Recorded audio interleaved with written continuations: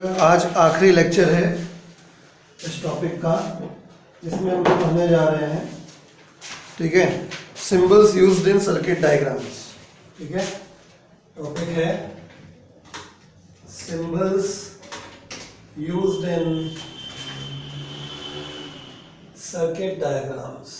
Symbols used in circuit diagrams.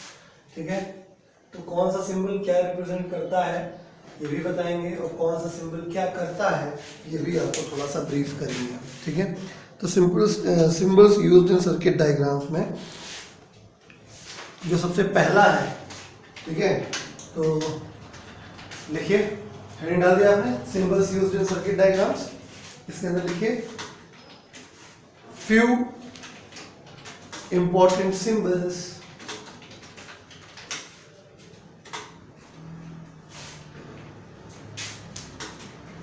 which are generally present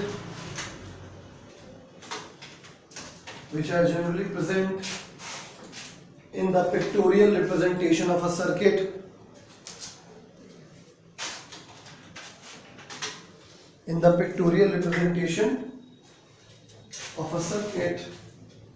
are as follows.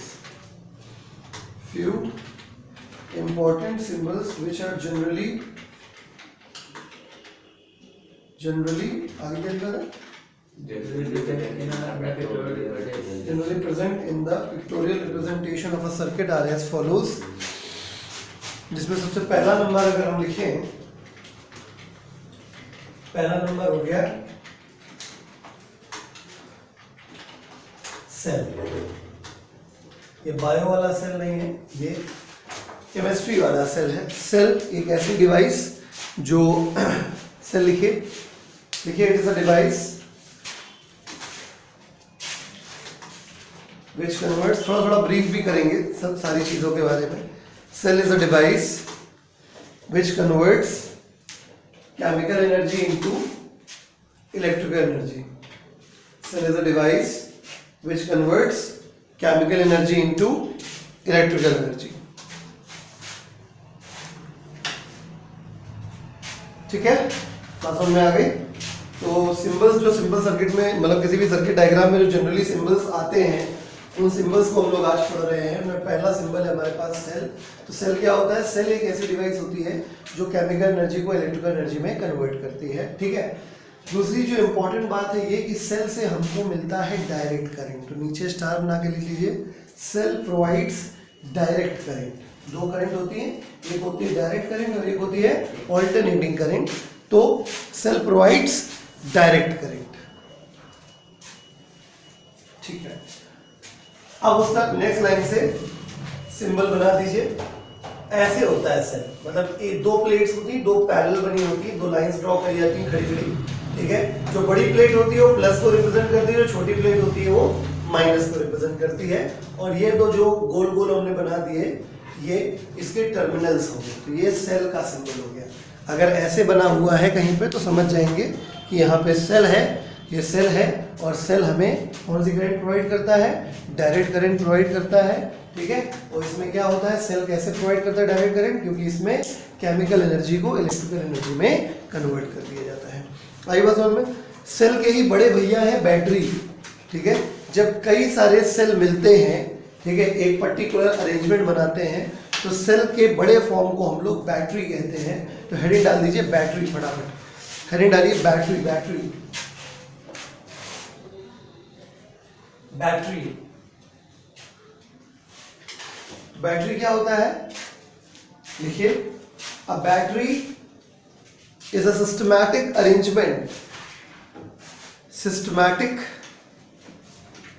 Connected arrangement of two or more cells।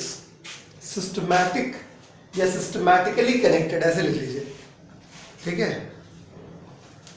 तो a battery is systematically connected two or more sales. ठीक है, मतलब ये नहीं होगा कि तुमने दो सेल उठा के अगल बगल रख दी कि हो गई बैटरी, नहीं, मतलब वो कनेक्ट करी जाती है एक दूसरे से। अब कैसे कनेक्ट करी जाती है ये अपने सिलेबस में भी नहीं है, ये फ्यूचर में जब आप क्लास 12 वगैरह में आएंगे तब पढ़ेंगे। ठीक है, तो समझ गए? तो बैटरी क्या है?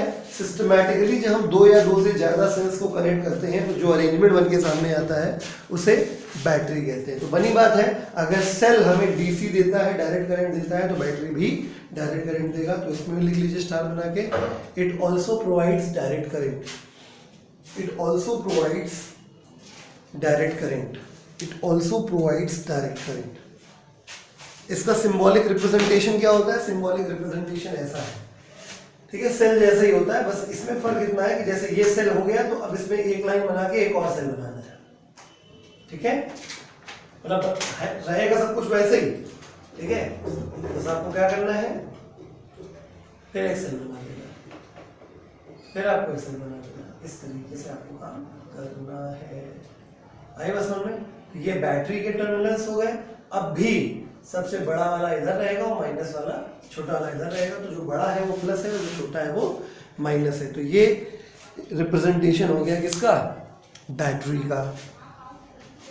तो सेल और बैटरी दो ऐसी चीजें हो गई जिससे हमें डायरेक्ट करंट मिलता है, ठीक है। अब हम बात करेंगे डायनमो की, ठीक है, डायनमो या एसी जनरेटर। तो हेडिंग डाल दीजिए नंबर 3, डायनमो या एसी जनरेटर, डायनमो और एसी जनरेटर।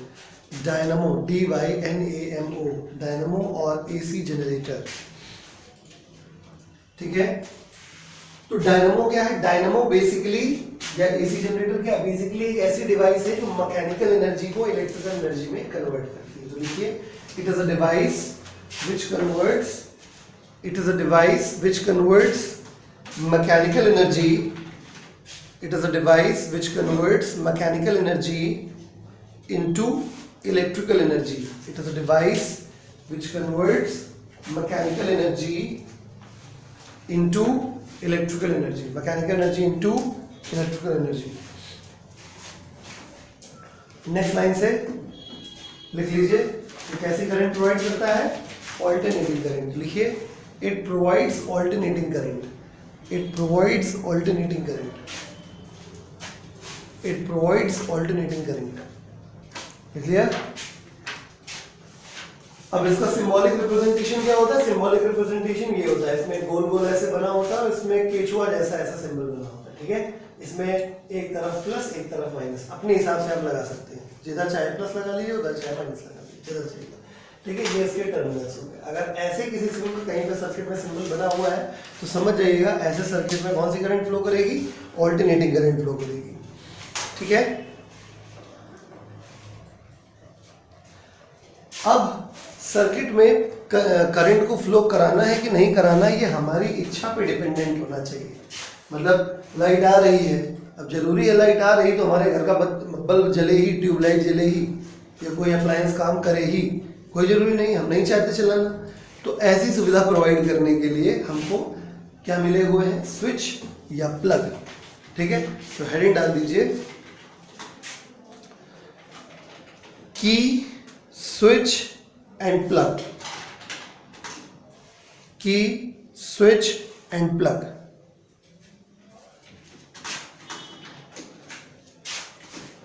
ठीक है, लिखिए इसके अंदर key, KEY key, switch SWITCH switch and plugs PLUGS plugs, key, switch and plugs in an electrical circuit, in an electrical circuit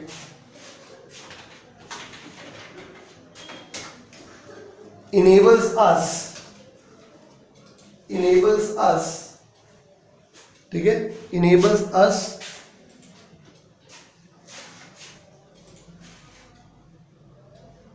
to allow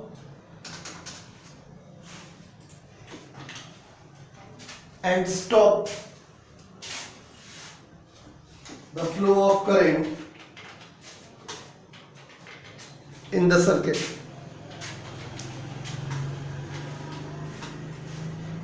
Flow of current in the circuit. समझ में आ गई बात?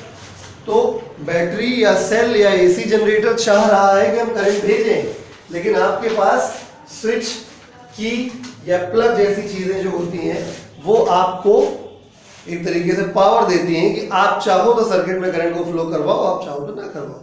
जैसे ये जो सिंबल होता है ये वाला, ये की का सिंबल है। किसका सिंबल है? की का। ठीक है, ऐसे अगर बना हुआ है तो एक की है, और ये इस समय ओपन की है। अब यहाँ पे ओपन और क्लोज का मतलब समझ जाइए। ओपन की, ओपन की का मतलब हो गया ऐसा कंडीशन जिसमें इस समय ये ऑन कंडीशन में नहीं।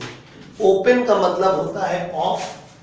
सर्किट में जब भी ओपन शब्द लिखा होगा तो उसका मतलब होगा ऑफ, और क्लोज का मतलब जब लिखा होगा तो उसका मतलब होगा ऑन।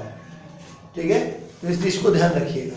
यानी अगर ये ओपन की है तो इसका मतलब इस कंडीशन में सर्किट में करंट फ्लो नहीं करेगा, ये ऑफ कंडीशन है। और दूसरा की का कंडीशन अगर ऐसे बनके बीच में डॉट लग जाए तो ये क्लोज की हो गया। ठीक है, यानी इस कंडीशन में सर्किट ऑन है। आई बात समझ में? ठीक है, तुम्हारी बुक में जो स्विच है, स्विच कैसे बनता है? स्विच ऐसे बना दिया जाता है, ये ऐसे बना हुआ है। ठीक है, दिस इज स्विच।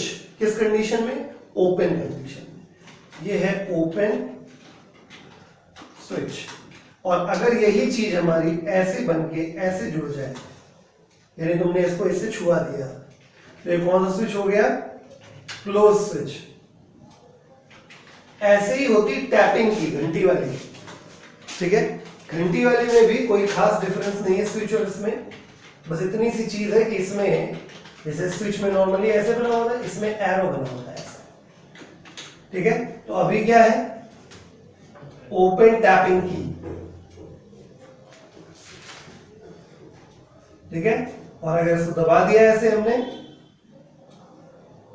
ठीक है, ऐसे करके ऐसे छूट गया इसमें, ये हो गया क्लोज टैपिंग की। यानी ऑफ कंडीशन या ऑन कंडीशन, तीनों का हमने बता दिया, स्विच का, की का और टैपिंग की का। नोट कर लीजिए फटाक से। मतलब ये है कि अगर किसी सर्किट में इनमें से कोई भी यूज किया गया है तो अगर कोई ओपन कंडीशन में है तो ओपन सर्किट है। ठीक है, मतलब अभी आपको अभी लास्ट टॉपिक हमारा यही रहेगा, open circuit and close circuit. तो ओपन सर्किट तब होगा जब स्विच की या टैपिंग की आपकी जो है वो ओपन होगी। तो क्लोज सर्किट कब होगा? जब ये सब बंद होगी। ओपन का मतलब हो गया ऑफ और क्लोज का मतलब हो गया ऑन। ये जो की है ये प्लग की ही होती है, इसको प्लग और जोड़ लो भाई, प्लग, प्लग की। ठीक है, ओपन प्लग की मतलब प्लग जो रहता है उसको वो साइलेंट रहता है। ठीक है, अब आगे हेडिंग डाल दीजिए रेजिस्टर्स, रेजिस्टर्स। ठीक है, हमारे पास तीसरा का चौथा कंपोनेंट है ये। ठीक है, रेजिस्टर्स, पहला सेल था, दूसरा बैटरी था, ठीक है, तीसरा डायनेमो या एसी जनरेटर, चौथा ये है, पांचवा हम लिखिए रेजिस्टर। रेजिस्टर क्या चीज होती है? कोई भी चीज जिसमें थोड़ा बहुत भी रेजिस्टेंस होता है उसे रेजिस्टर कहा जाता है। ठीक है, तो लिखिए anything which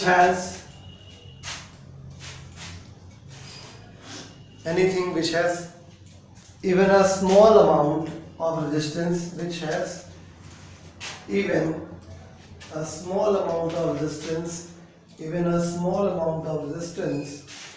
anything which has even a small amount of resistance is called resistor,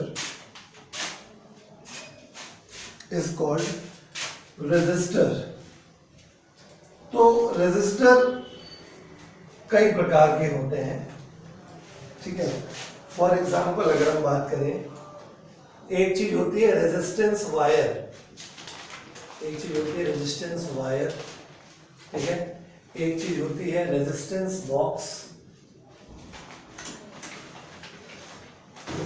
एक चीज होती है रिहोस्टेट।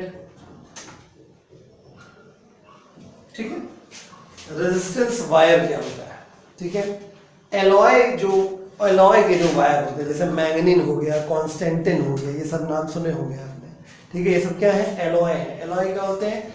डिफरेंट मेटल के कंपोनेंट्स, कुछ फ्रैक्शंस मिला के बनाया जाता है। ठीक है, तो बात समझ में आ गई?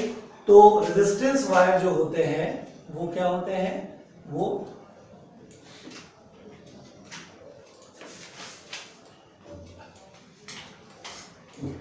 alloy wires. Resistance wires are alloy wires. For example लिख दे रहे हैं, अच्छा, like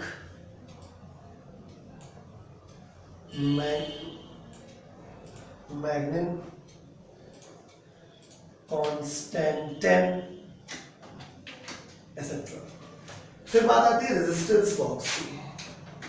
रेजिस्टेंस बॉक्स जब आप लोग क्लास 12 में साइंस में पढ़ेंगे तब आपको रेजिस्टेंस बॉक्स पढ़ने को मिलता है। रेजिस्टेंस बॉक्स में बेसिकली हम आपको थोड़ा सा एक रफ आइडिया टाइप दे रहे हैं कि इसमें एक बॉक्स जैसा होता है, ठीक है, इसमें कई सारी की लगी होती हैं।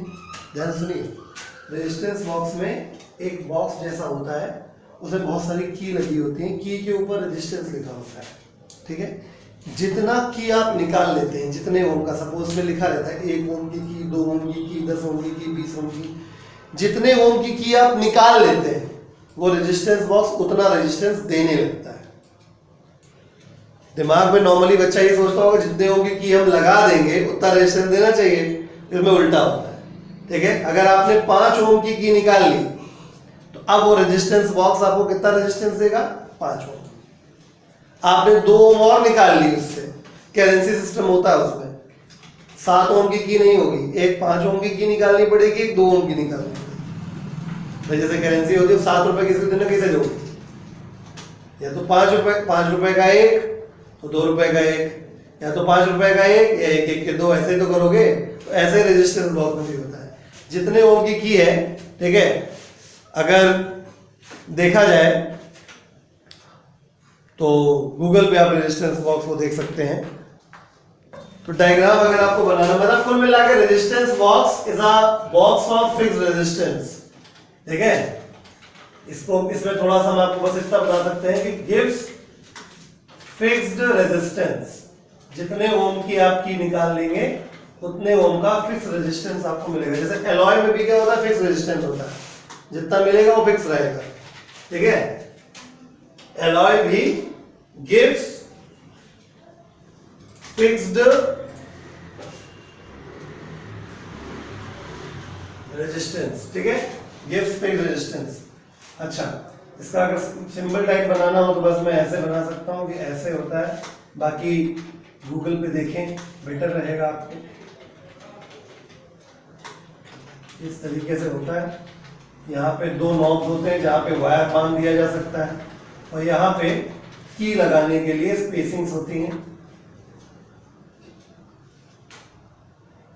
ठीक है।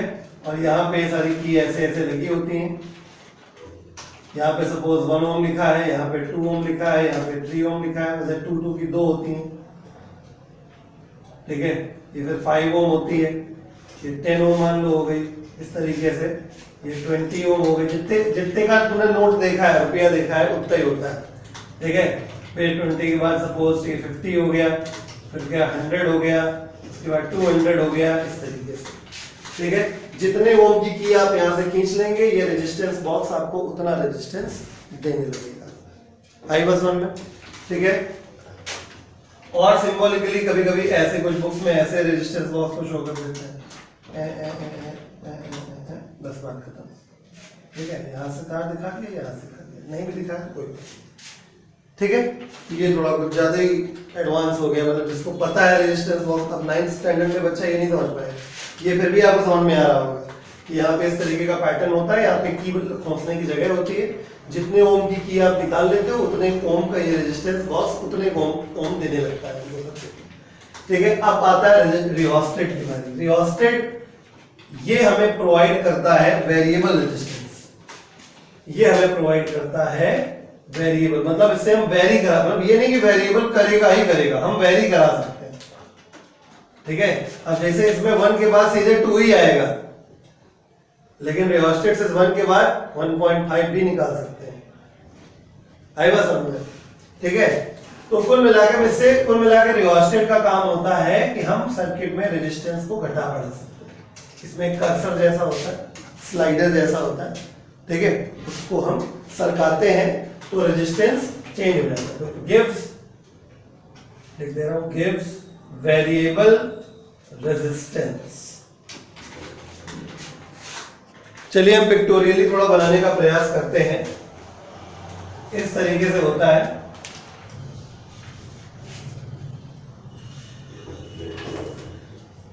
मतलब यहां पे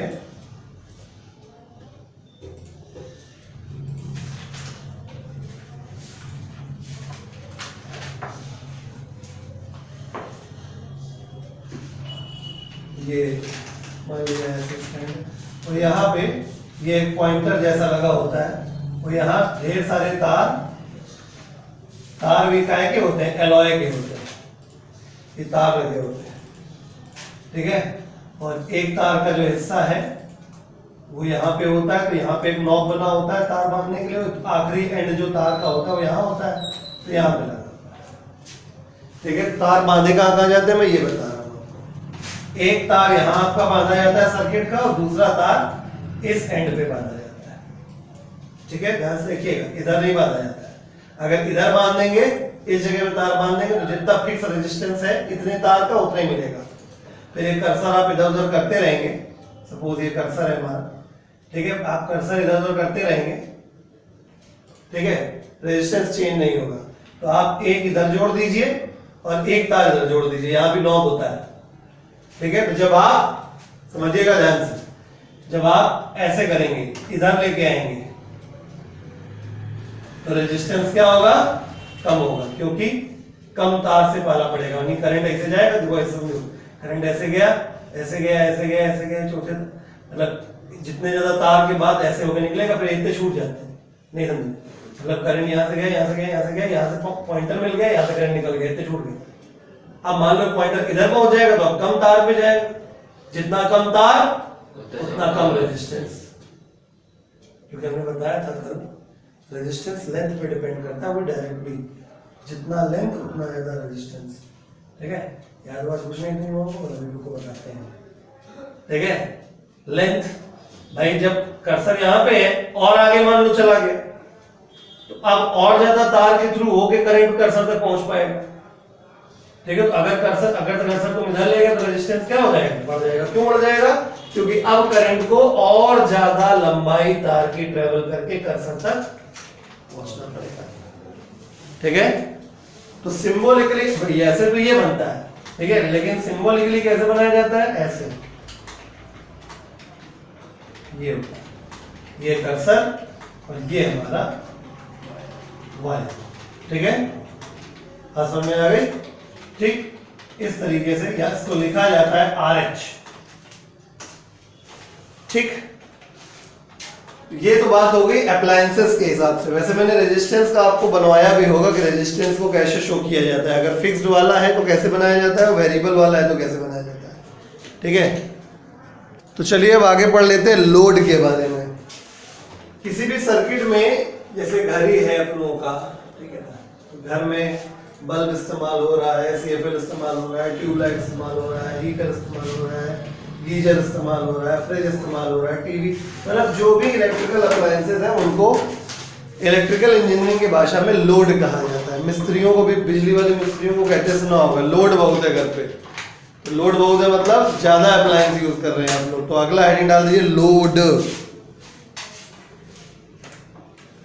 लिखिए an appliance which is connected in the circuit, an appliance which is connected in a circuit, an appliance which is connected in a circuit is called a load, is called a load. Example के तौर पे, जैसे मान लीजिए आपको bulb show करना है, तो बल्ब कैसे शो किया जाता है, बल्ब ऐसे ऐसे ऐसे ऐसे बना के ऐसे बल्ब शो कर दिया जाता है। वैसे तो कोई जरूरी नहीं होता लोड का, आप कोई भी रेजिस्टेंस शो कर दिए वो लोड ही कहलाएगा, लेकिन स्टिल अगर ऐसे बना दे कोई गोले के अंदर रेजिस्टेंस वाला सिंबल, तो ये हीटर को रिप्रेजेंट कर देता है ना, एक्सेट्रा। ये हो गया लोड। कोई भी इलेक्ट्रिकल अप्लायंस जो सर्किट में कनेक्ट होता है उसे हम कहते हैं क्या, लोड।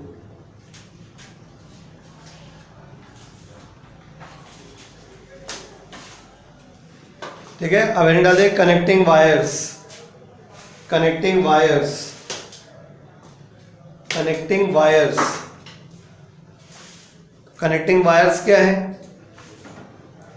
ठीक है, आपके सिलेबस में कनेक्टिंग वायर्स ऐसे तार होंगे जिनका रेजिस्टेंस नहीं होगा, ठीक है, यानी इनका रेजिस्टेंस बहुत कम होगा, उन्हें हम कनेक्टिंग वायर मानेंगे। नॉर्मली कनेक्टिंग वायर अपने घरों में कॉपर के यूज किए जाते हैं क्योंकि कॉपर में रेजिस्टेंस कम होता है, ठीक है। तो अगला हेडिंग डाल दीजिए कनेक्टिंग वायर्स। लिखिए these are the wires used to connect, these are the wires used to connect, these are the wires used to connect various electrical components, various electrical components।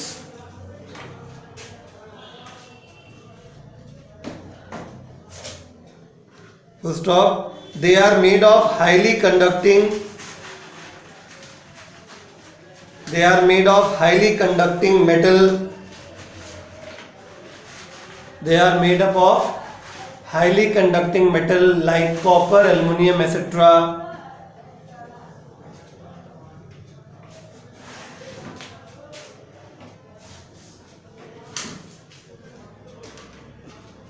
Because their resistance is negligibly small,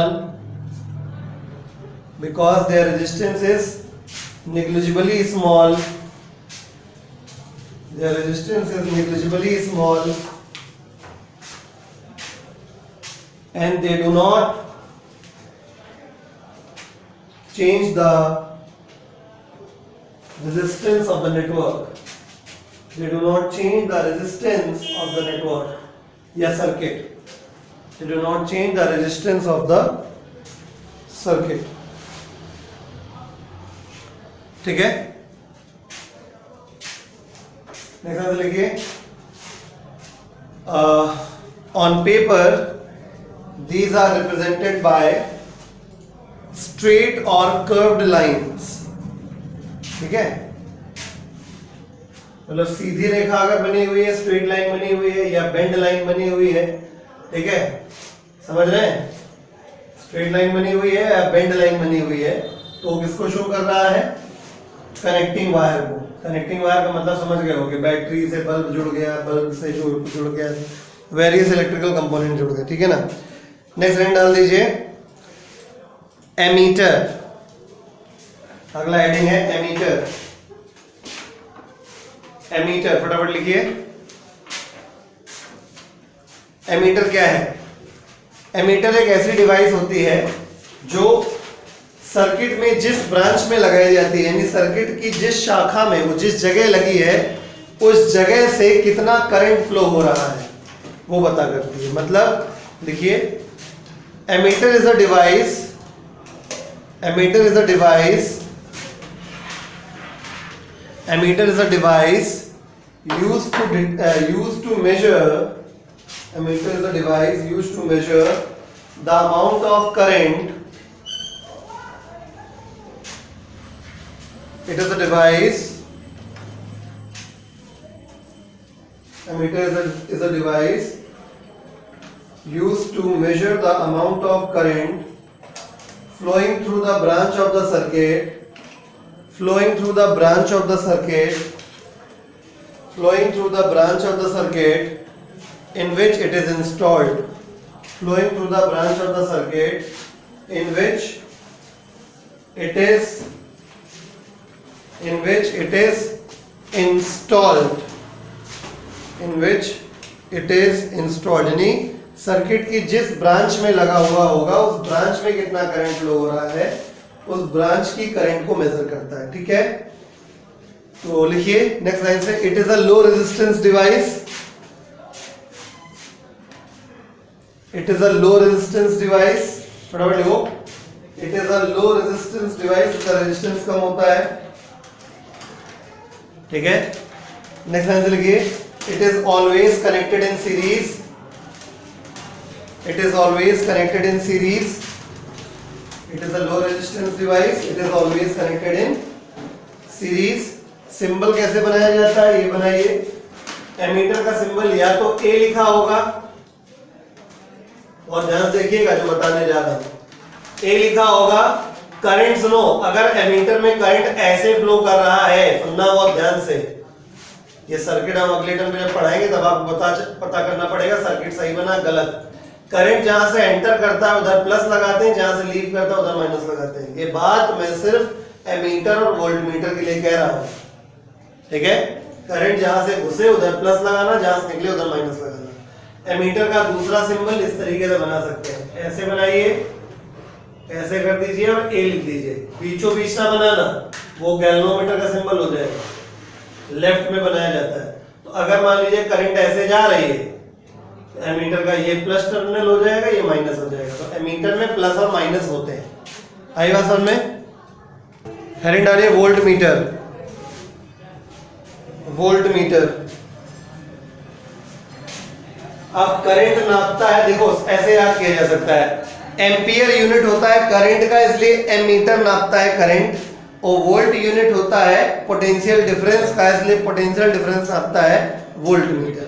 अरे ampere नापने वाला ammeter और volt नापने वाला volt meter. Ampere किसका unit होता है? Current का, यानी एमीटर क्या नापता है? करंट, और वोल्ट मीटर क्या नापता है? देखिए, it is a device, it is a device used to measure the potential difference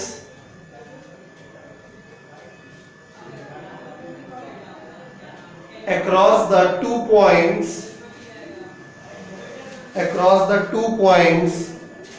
of an electrical circuit।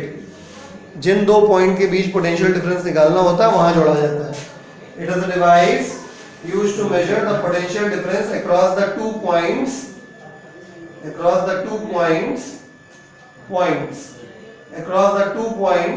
in an electric circuit, ठीक है। तो एमीटर होता है भैया लो रेजिस्टेंस डिवाइस, है ना, ये होता है हाई रेजिस्टेंस डिवाइस। तुमने साइंस लिखिए, it is a high resistance device, it is a high resistance device, it is a high resistance device, ठीक है। एमीटर जुड़ता है सीरीज में, सुनिएगा कैसे। जैसे मान लो ये ब्रांच है हमारी कोई, ठीक है, इसमें मान लो हमारा हीटर लगा था, तो अगर हमसे पूछ लिया जाए कि हीटर वाली ब्रांच में करंट कितना फ्लो कर रहा है, तो एमीटर तुम ऐसे लगाओगे, ठीक है, सीधा मतलब सीध में लगा दोगे, करंट ऐसे जाएगा, ऐसे जाएगा, ऐसे निकल आएगा। इसको बोलते हैं सीरीज में जोड़ना। पैरेलल में जोड़ना, जैसे ये ब्रांच है तुम्हारी, ये हीटर लगा हुआ है, कह दिया गया हीटर में कितना पोटेंशियल डिफरेंस आ रहा है, कितना वोल्टेज आ रहा है हीटर में, तो कैसे जोड़ोगे? ऐसे, ठीक है। समझ में आई? क्लियर है? तो ये हुआ हीटर का सीरीज, तो ये हुआ हीटर का पैरेलल, ठीक है। क्लियर हो गया?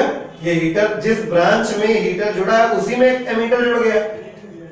तो इसमें क्या है, जिस ब्रांच में हीटर जुड़ा है उसके साइड में पैरेलल में जुड़ गया। समझ में आया?